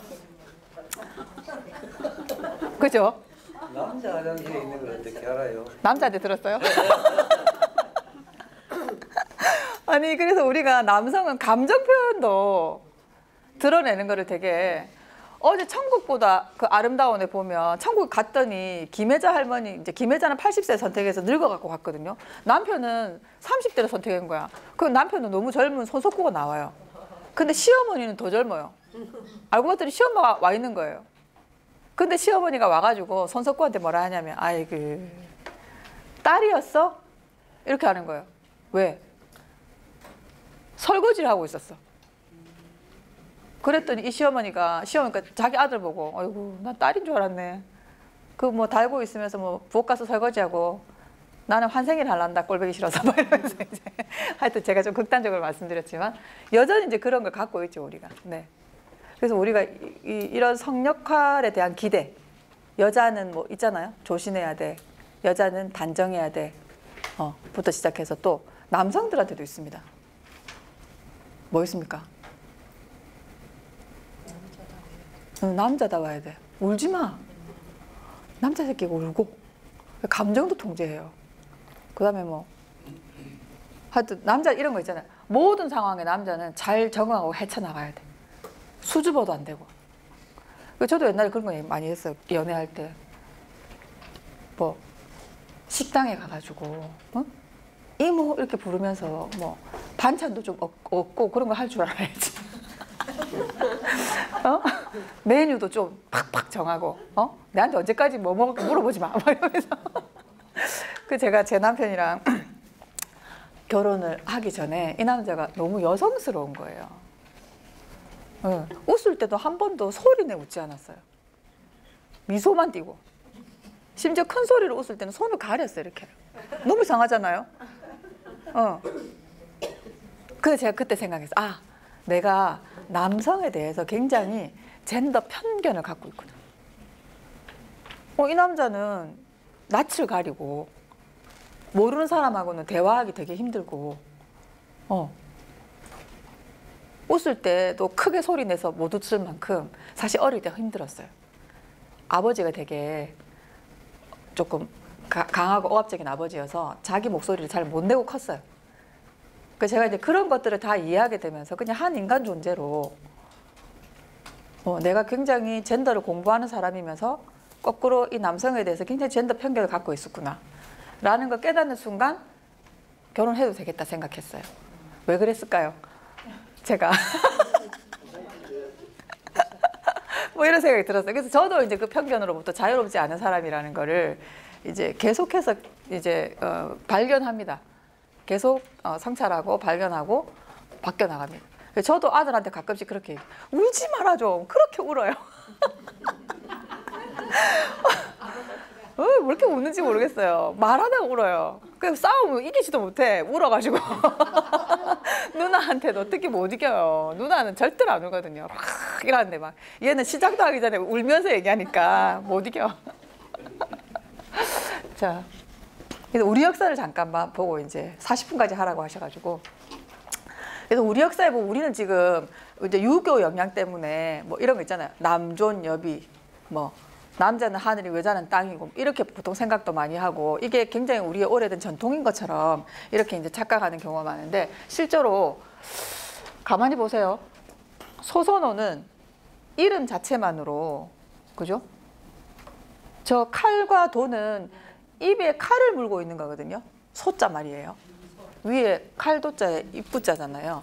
이게 어떤 걸 의미하냐면 주술사를 의미해요. 주술사. 네. 소선호는 일종의 종교적 사제의 역할도 했던 것 같아요. 노자는 제일 끝에 노자 있잖아요. 활을 메고 있는 여자라는 뜻이에요. 군장의 의미도 있어요. 그리고 젊은 망명경이었던 주몽이 새나라 개창할 때 소선호 나이가 상당히 더 연상이었어요.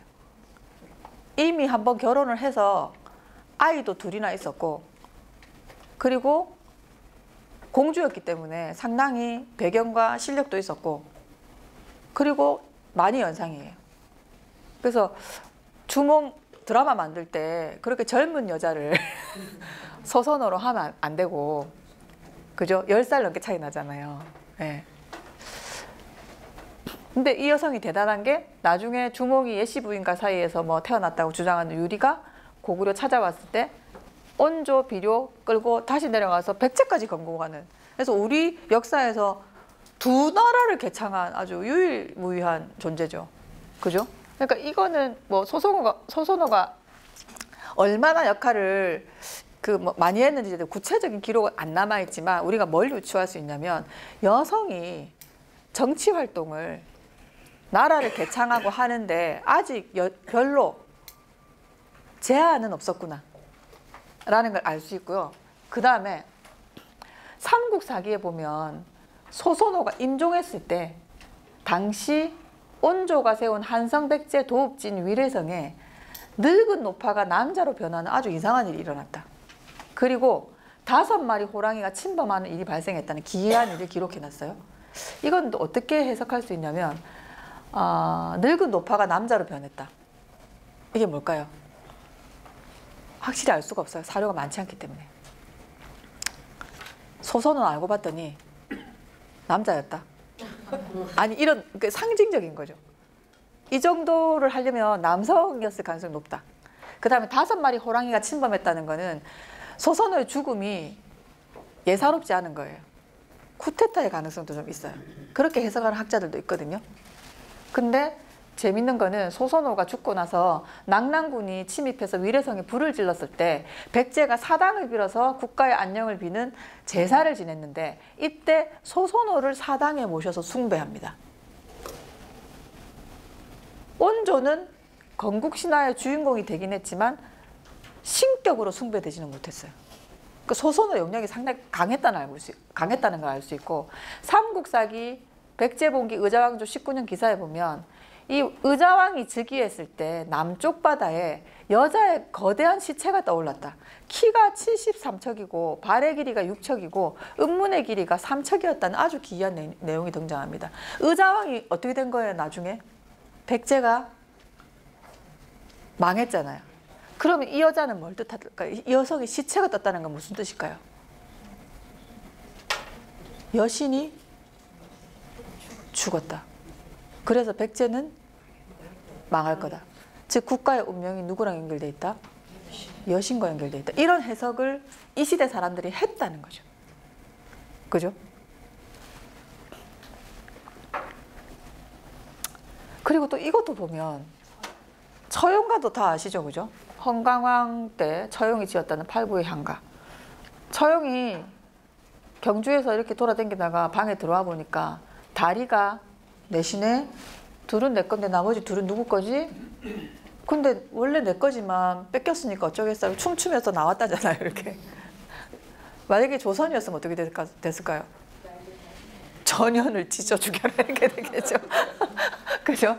근데 이거를 보고 이제 여기 이 처형의 아내와 관계를 했던 게 바로 역신이에요. 전염병. 그래서 이제 처형의 관용에 너무 감동을 받은 거예요, 역신이. 이런 관대한 남자가 있다니. 그래서 내가 앞으로 당신이 얼굴이 그려진 그림은 보기만 해도 그 집에는 절대로 들어가지 않겠다 약속을 한 거예요. 그죠? 처용의 정체에 대해서는 뭐 이게 지방 호족의 아들이다, 뭐 화랑이다, 혹은 아라비아의 무슨 상인이다, 한국 사람 같이 안 생겼다. 그다음 주술사, 무당이다 이렇게 보는 견해가 있는데 최근의 해석 중에 이런 게 있어요. 처용의 아내는 뭐였을까? 이 여자는 왜 역신이랑? 그죠? 그러니까 이 여성도 주술사의 가능성이 상당히 높다는 거예요. 그리고 신라 시대 때는 아직까지 아내에게 뭐 순교나 정조나 이런 걸 강요하는 문화가 그다지 강하지 않았다. 그래서 토우 같은 거 보면 여전히 이런 거 있잖아요. 그래서 신라의 한편으로 여왕이 나왔던 거는 여러 가지 이유가 있지만 한편으로 보면 소선호부터 시작해서 신라 여왕까지는 여성도 뭘 할 수 있는, 정치도 할 수 있고 권력도 잡을 수 있는 일정한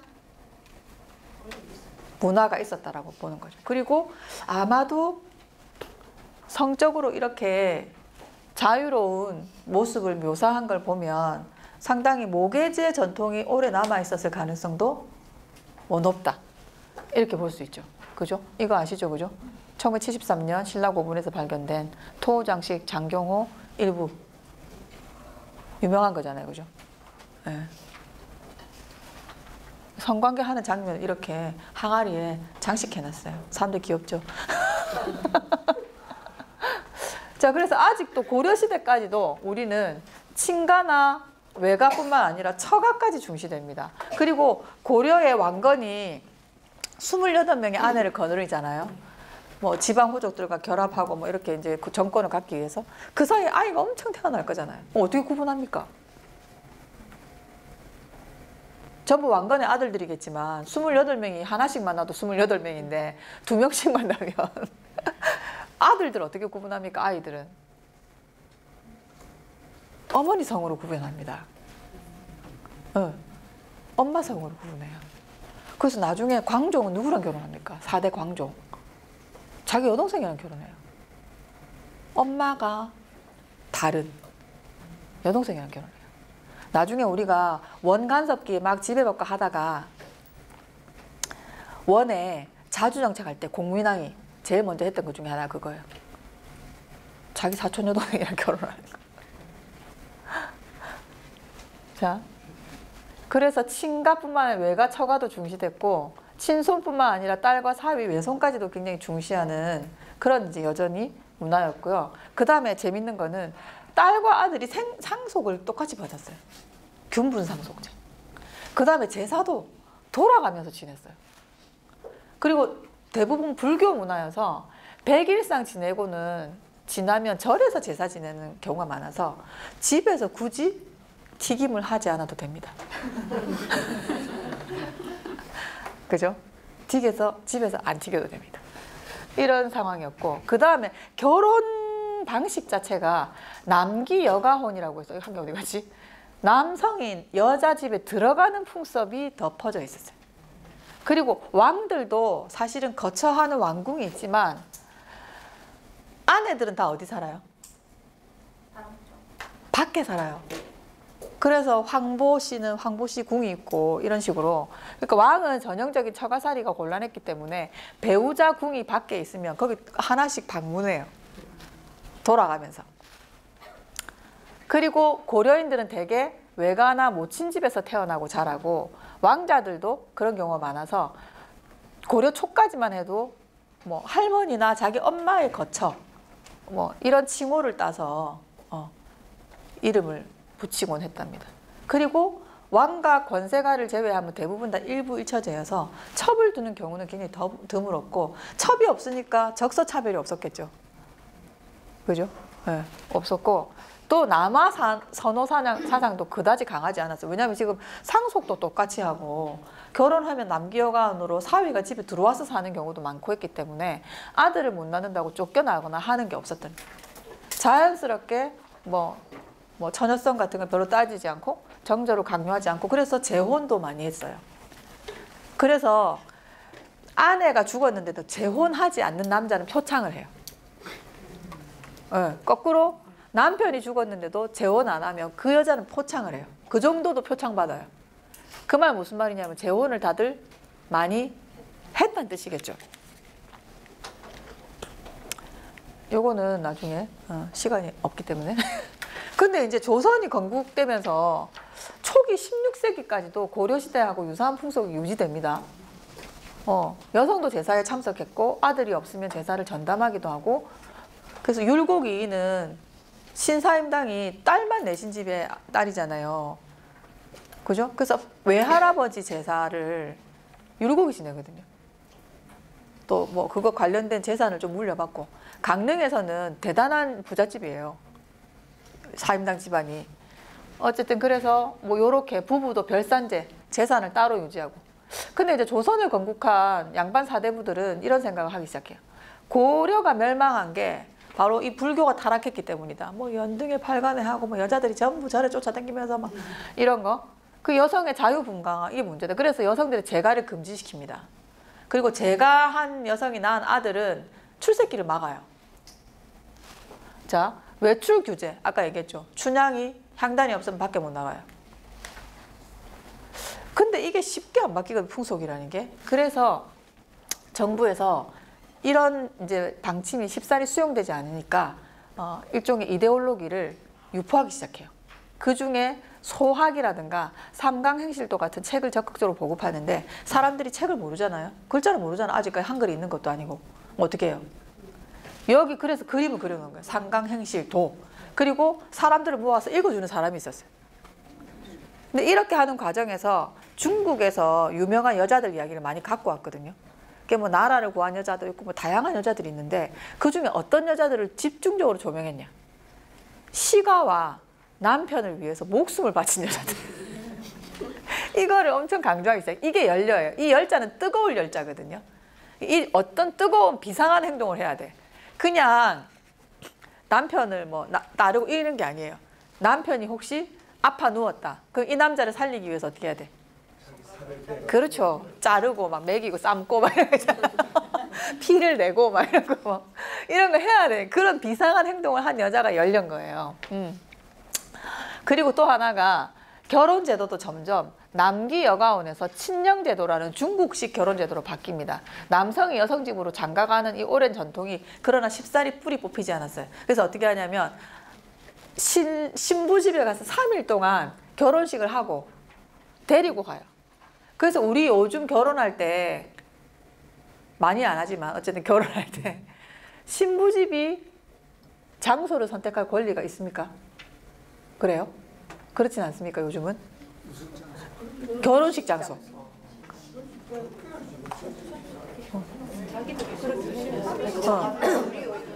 둘이 의논해서 진짜 시집 모던하십니다. 잘하셨습니다. 근데 예전에 보면 특히 내가 뭐 장녀 이런 경우 있잖아요. 그러면 나는 여기서 해야 돼. 손님도 여기 많이 오고. 그러니까 이 선택권을 보통 여자 쪽에서 결혼을 하고 이렇게 하는 경우. 여기도 보면 여자 집에 가서 결혼하잖아요. 그리고 3일 있다가 이제 데리고 가요. 친정하는 이런 바뀌는 거죠. 자, 그리고 여기 그림 속에 보면 이거 이제 상강행실도 연려편에 나오는 임시 단족. 외구가 쳐들어왔어요. 그래서 이 여자가 지금 뭐 욕을 당할 수도 있고 여러 가지 할 수 있으니까 어떻게 합니까? 스스로 팔다리 잘라버려요. 그림 보세요. 귀여워 보이죠? 팔이고 다리고 다 잘라져 있습니다. 그러니까 이런 일을 당할 상황이면 어떻게 해라? 팔다리 자르고 죽어야 된다 스스로. 그래서 은장도를 누구를 위해 줍니까? 여자 보고 자기 찔러라고 주는 거잖아요. 상대를 찔러야 되는데.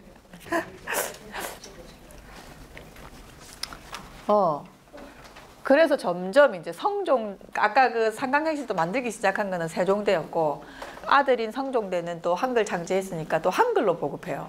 이거를.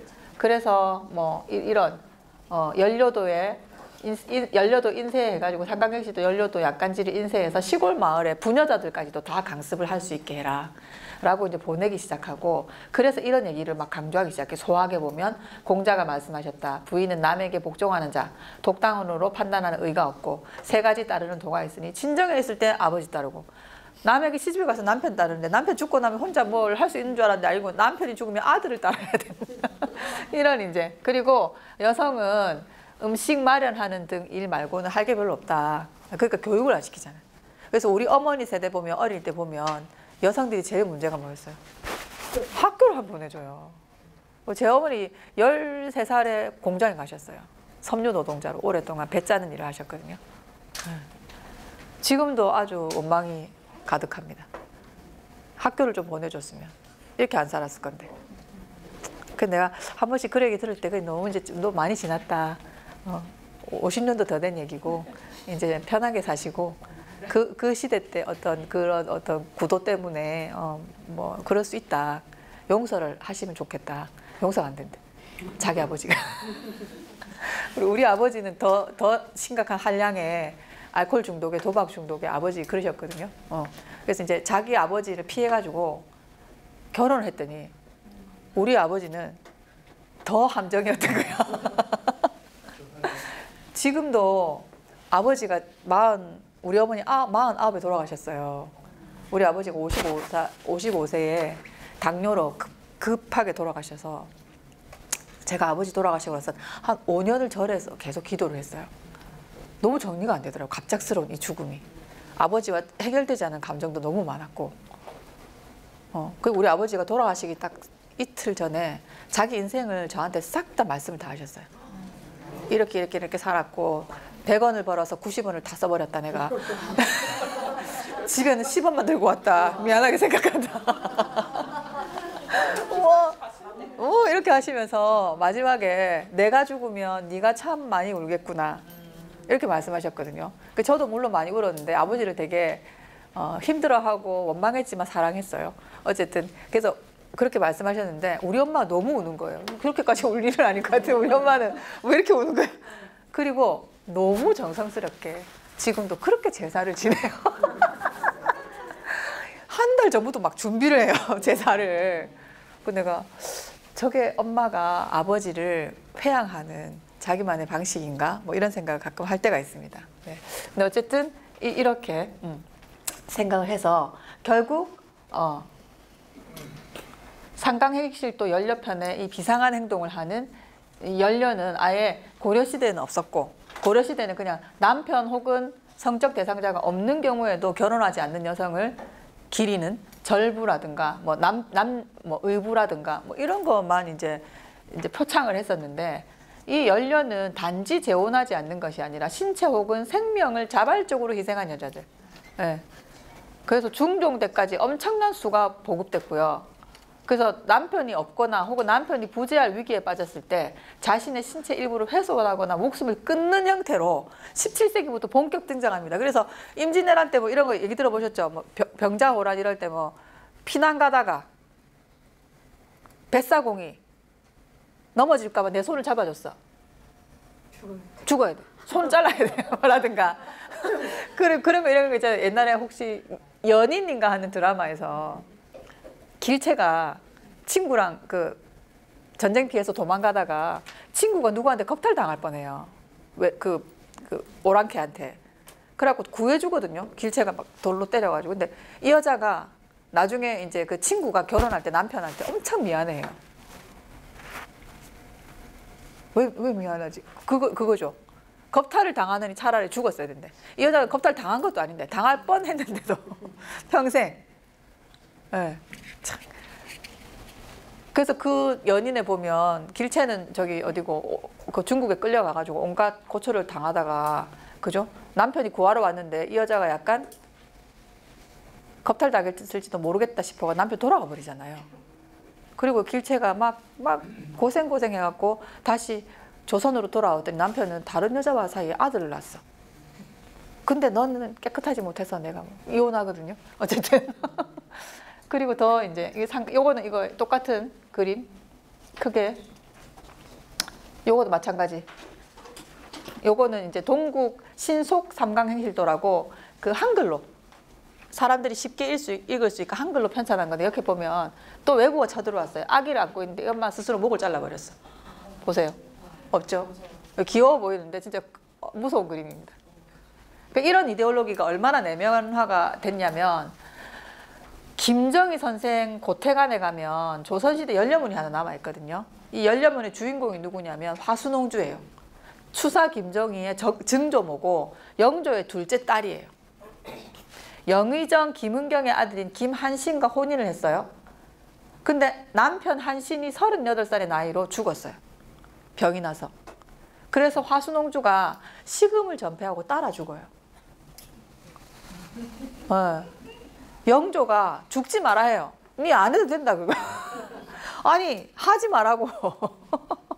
그렇게까지 안 해도 돼. 니 또 아들도 있잖아. 그 열심히 키우면 되지. 죽지 마. 엄청 아끼는 딸이었대요. 따라 죽어요.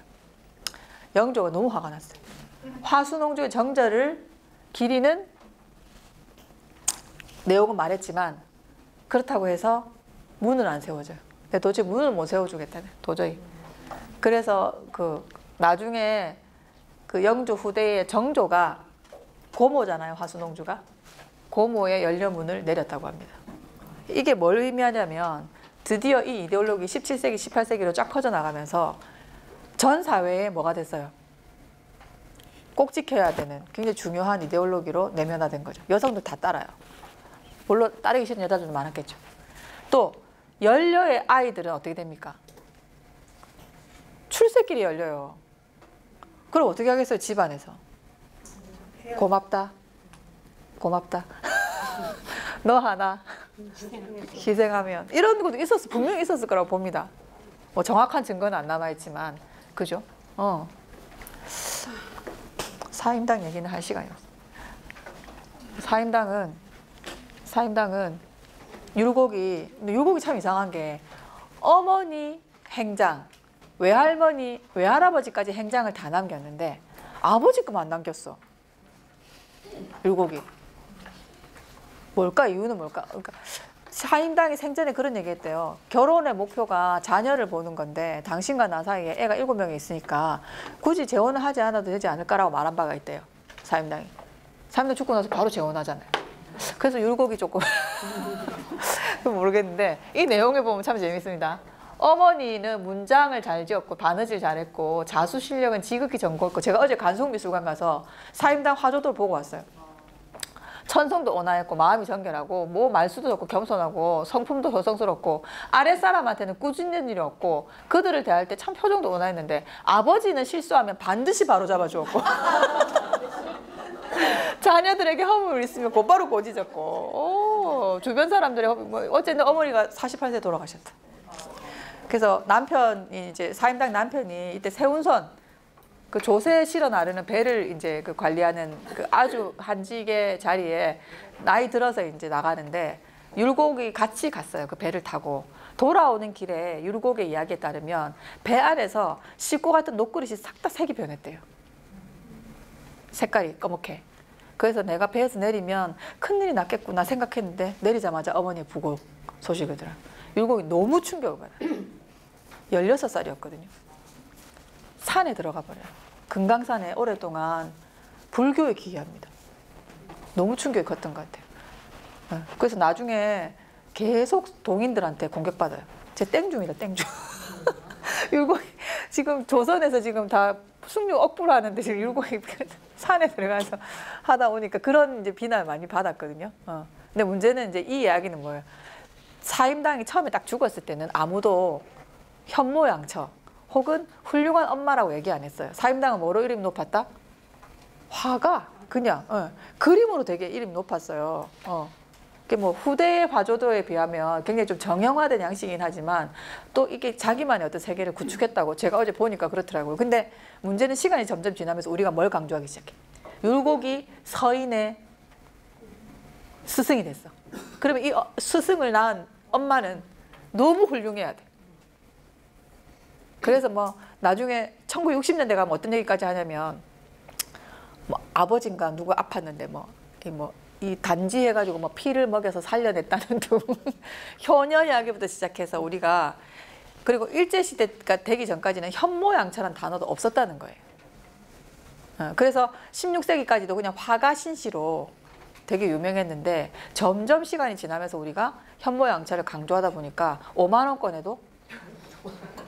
원권에도 사임당 얼굴이 탁 찍히고 뭐 사임당 찍힐 수 있습니다. 근데 우리가 사임당을 불러내는 방식, 우리 사회가 사임당을 계속 호명하는 방식이 어떻다고. 아직도 여전히 아이 잘 키우는 혹은 남편에게 복종하는 현모양처. 근데 남편한테는 그렇게 잘하지도 않았어, 내용을 보면. 그죠? 그래서 이게 뭐냐면 우리가 한 여성 인물을 해석하거나 혹은 성별에 대한 가치, 성별의 가치를 해석하거나 또 이 성별과 관련돼서 어딘가에 배치하거나 시대마다 계속 뭐 하고 있다? 변하고 있어서 내가 믿고 있는 게 절대가 아니다.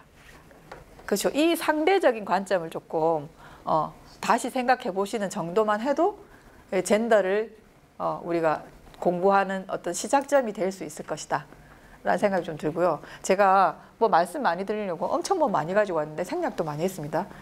주최 측에서 40분까지 그만하고 닥쳐라 이렇게 하셔가지고 네.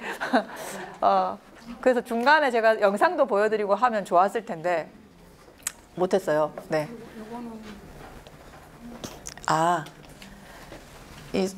어제 이 그림 중에 이거 어제 수박도 하고 포도 보고 왔는데 사임당이 산수화도 많이 그렸대요. 하나도 안 남아 있어요. 하나라도 찾으면 큰 돈 벌 수 있습니다. 근데 문제는 뭐냐면 이렇게 시간이 점점 지날수록 아니 여자가 그렇게 밖에 돌아다니면서 산수화는 여성에게 맞지 않다.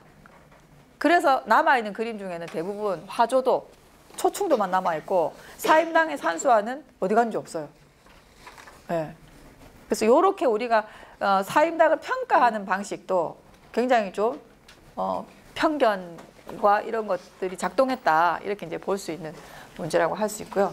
네, 다음에 또 기회가 된다면 네 젠더 교육을 조금 시간을 주시고 불러주시면 좋겠습니다. 네, 오늘 감사합니다.